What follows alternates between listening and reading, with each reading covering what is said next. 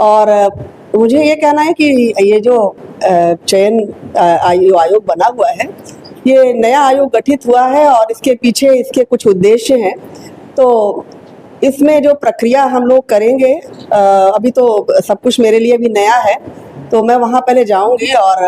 वहाँ पर चीज़ों को पहले देखूंगी और मेरा मन है कि मैं एक कमेटी बनाऊंगी और कमेटी के माध्यम से पहले समीक्षा करूंगी कि इसके पहले के चयन किस प्रकार से हुए, इसमें किस प्रकार के सुधार की आवश्यकता है, और सुधार को लेकर के मेरा प्रयास होगा कि मैं एक प्रस्ताव बनाऊंगी और उस प्रस्ताव को मैं अब शासन को भेजूंगी और शासन से मेरे प्रस्ताव को जब स्वीकृति मिल जाएगी और शासन का जो सुझाव रहेगा तो उसको अमल में लेते हुए मैं इस पर काम करना प्रारंभ करूंगी। लेकिन मेरा फोकस पूरी तरह से यही रहेगा कि किस प्रकार से पारदर्शिता को बनाए रखा जाए, कैसे शुचिता को बनाए रखा जाए,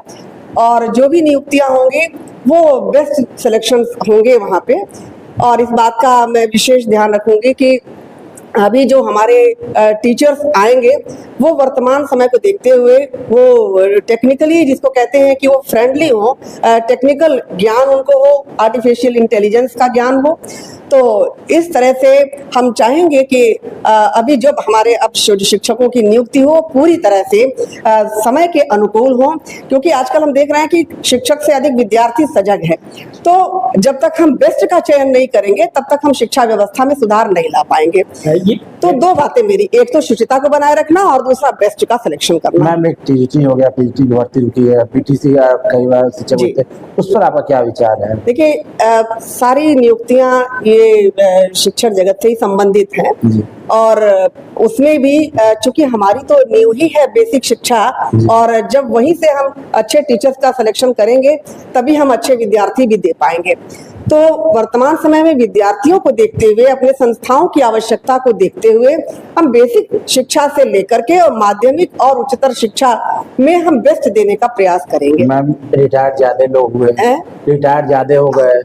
बच्चों की संख्या बढ़ रही है, अध्यापक और कर्मचारियों की समस्या से हर संस्थान जूझ रहे हैं। तो ऐसे में इस समस्या निदान के लिए आपका क्या नजरिया है? देखिए, मैंने अभी बताया आपको कि अभी चूंकि आयोग नए प्रकार से गठित हुआ है और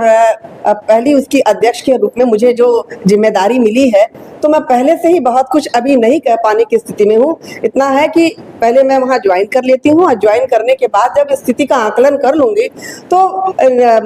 बेसिक से लेकर के और हायर एजुकेशन तक की मेरी जो है कमेटी,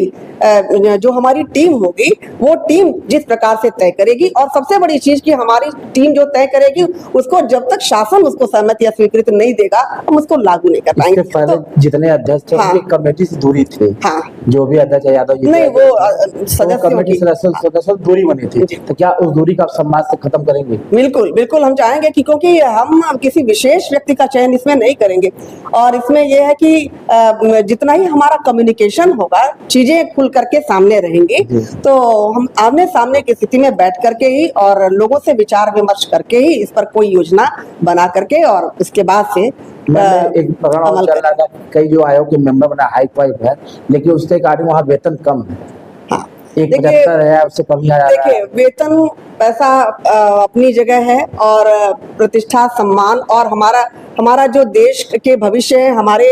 बच्चे हैं और बच्चों को बनाने वाले हमारे शिक्षक हैं। तो अगर हम वेतन पे न जा करके हम थोड़ा सा यही करें कि हम कुछ समाज को दे सकें, पारदर्शी रूप से हम अच्छे शिक्षक दे सकें, तो जो समाज में सुधार ला सकें, बच्चों का विकास कर सकें, तो वहाँ वेतन मायने नहीं रखता, क्योंकि वहाँ जो भी जाएगा इन सब स्थितियों का आकलन करने के बाद ही जा रहा है। तो ऐसा नहीं कि वहाँ जाने के बाद से हमें पता चलेगा और निर्णय हमारा बदलेगा। तो ये सब कुछ सोच करके ही हमने भी कदम बढ़ाया है कि पैसा ही महत्वपूर्ण नहीं होता है